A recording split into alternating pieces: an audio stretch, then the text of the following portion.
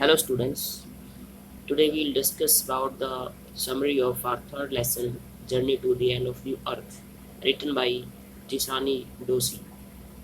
पृथ्वी के अंत तक की जो यात्रा है उसमें लेखिका के क्या अनुभव रहे। उन्होंने अंटार्कटिका महाद्वीप की एक यात्रा की थी जो कि ग्लोब के बिल्कुल दक्षिणी भाग में स्थित है। तो सबसे पहले हम इसमें writer's journey to the Antarctica Antarctica के लिए राइटर की यात्रा कैसी रही उसके बारे में डिस्कस करेंगे। अकेडमिक शोकलस्की, ये एक जहाज़ का नाम है। ये एक रशिया का जहाज़ था जिसे खोजी यात्राओं के लिए प्रयोग किया जाता है। तो इसी जहाज़ के द्वारा राइटर और इसके अलावा 51 और लोग इस यात्रा पर गए थे। इन्होंने मद्रास में भूमध्य रेखा के पास से अपनी यात्रा शुरू की थी और इस यात्रा में उन्होंने 9 टाइम जोन्स, 9 समय मंडल, 6 जांच स्थल, 3 विशाल जलाशय और इतने ही इकोस्फीयर पार की। इकोस्फीयर होता है जैव तंत्र या पारिस्थितिकी तंत्र, मतलब अलग अलग जीव जंतु जहाँ पे रहते हैं वैसे वातावरण, एटमॉस्फेयर। तो ये इसकी यात्रा थी। Feelings on seeing the Antarctica. और जब अंटार्कटिका पर ये लोग पहुँचे तो पहली बार जब राइटर ने अंटार्कटिका को देखा तो पहले जो उसकी फीलिंग थी वो हैरानी वाली थी। राइटर बहुत ज़्यादा हैरान हो गई थी अंटार्कटिका के विशाल भूभाग को देखकर। उसने देखा कि वहाँ पे जो भूभाग है वो बहुत ही विशाल है, सुनसान है, कोई इंसान वहाँ पे दिखाई नहीं दे रहा था। जहाँ तक देखो बर्फ़ ही बर्फ़ इसको दिखाई दे रही थी। तो ऐसे एटमॉस्फेयर को देखकर नरेटर बहुत ज़्यादा हैरान हो गई थी। लेकिन बाद में जो उसकी फीलिंग थी वो बदल गई थी। बाद में अंटार्कटिका के बारे में जो उसने पढ़ा था, जो कुछ सुना था, वो उसके दिमाग में आया और फिर जो उसकी फीलिंग थी अंटार्कटिका के लिए उनको शांति प्राप्त हुई थी। नेक्स्ट हम पढ़ते हैं पार्ट ऑफ हिस्ट्री, इतिहास का भाग।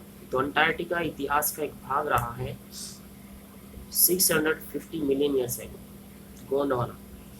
तो 650 मिलियन साल पहले जो पूरी पृथ्वी थी वो गोंडवाना नाम का एक विशाल महाद्वीप हुआ करती थी। और उस टाइम पर वार्मर क्लाइमेट, जो जलवायु थी वो ज़्यादा गर्म थी। नो ह्यूमन बीइंग, कोई भी मानव सभ्यता वहाँ पे नहीं थी। Huge variety of flora and Fiona. Flora होती है वनस्पति, फ्योना होते हैं पशु। और वनस्पति और पशुओं की ह्यूज वैरायटीज थी, बहुत ज़्यादा किस्में यहाँ पर पाई जाती थी। तो गोंडवाना नाम का एक अकेला महाद्वीप हुआ करता था पूरी पृथ्वी। और जलवायु बहुत ज़्यादा गर्म हुआ करती थी। मनुष्य का कोई अता पता नहीं था। बहुत ज़्यादा संख्या में जीव जंतु और वनस्पतियाँ यहाँ पे हुआ करती थी। समय जैसे जैसे बीतता गया डायनासोर डिसअपीयर हो गई, डायनासोर खत्म हो गए और उसके बाद मैमल्स एज शुरू हुई, स्तनधारियों का युग शुरू हुआ।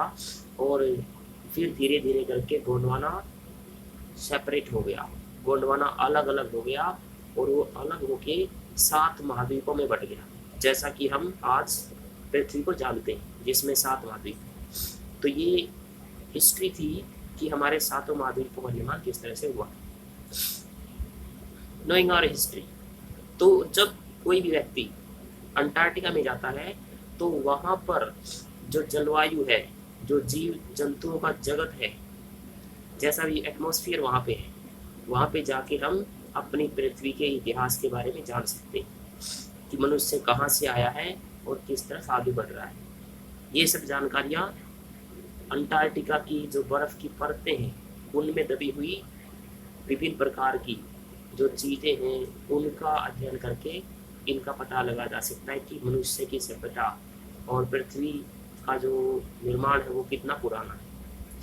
Formation of the Himalayas.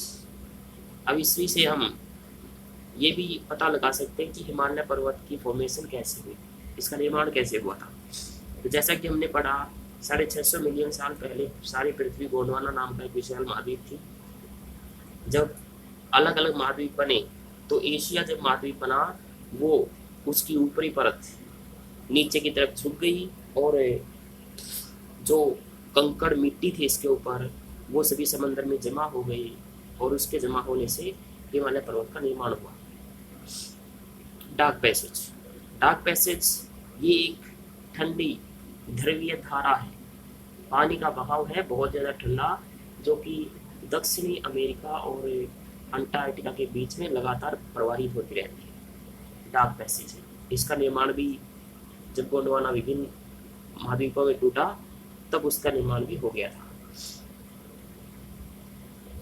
No human, तो प्राचीन समय में जब गोंडवाना अकेला महाद्वीप हुआ करता था तब भी वहाँ पे कोई इंसान नहीं था, और अब भी अंटार्कटिका में कोई इंसान नहीं है।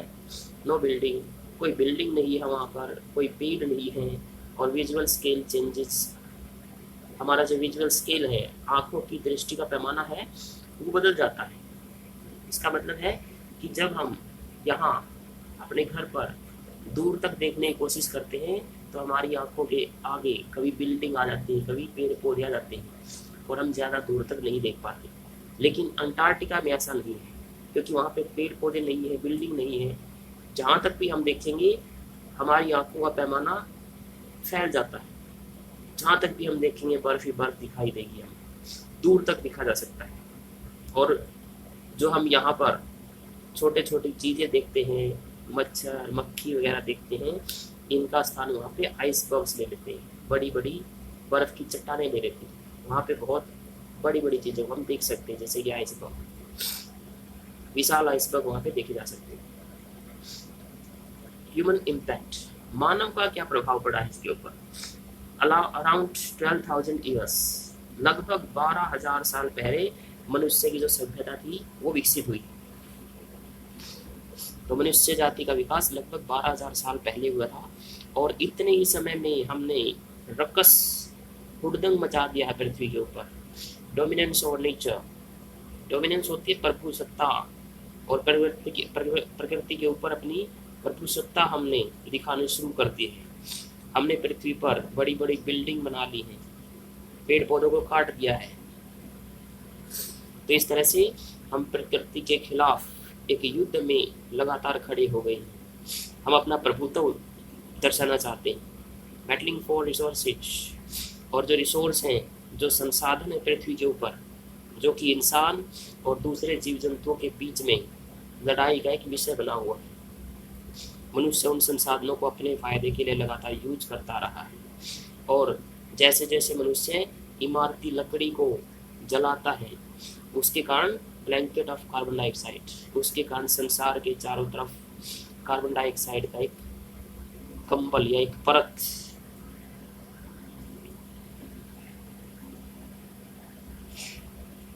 उसके चारों तरफ संसार के कार्बन डाइऑक्साइड की एक परत या आवरण बन गया है, जिसके कारण संसार का जो टेम्परेचर है वो लगातार बढ़ता जा रहा है। तो ये मनुष्य का प्रभाव पड़ा है। क्लाइमेट चेंज क्रूशियल एलिमेंट, तो क्लाइमेट होती है जलवायु। आजकल का जो समाज है, समय है, उसके अंदर जलवायु परिवर्तन एक क्रूशियल एलिमेंट बना हुआ है, निर्णायक तत्व बन गया है। और जो क्लाइमेट चेंज है वो किस कारण से होता है, मनुष्य लगातार चीज़ों का दहन करता रहता है, उनको जलाता रहता है, और इसके कारण कार्बन डाइऑक्साइड ज़्यादा मात्रा में पैदा होती है, और संसार का तापमान बढ़ता जा रहा है। इसलिए इन सब चीज़ों के बारे में अगर किसी को अध्ययन करना तो उसके लिए सबसे सही स्थान है Antarctica. Students on ice program, अब एक प्रोग्राम चलाया गया था कनाडा की जियोफ ग्रीन के द्वारा, स्टूडेंट ऑन आइस। इस प्रोग्राम का मुख्य उद्देश्य था हाई स्कूल के स्टूडेंट्स को अंटार्कटिका लेकर जाना, ताकि उनको एजुकेशनल अपॉर्चुनिटीज प्रदान की जा सके, उनको शिक्षा के अवसर दिए जा सकें, ताकि वो हमारी पृथ्वी के इतिहास के बारे में जान सकें कि पृथ्वी का निर्माण किस तरह से हुआ था, और अब पृथ्वी पर क्या कुछ हो रहा है, आगे क्या होगा, वो पृथ्वी के इतिहास को जान सकें।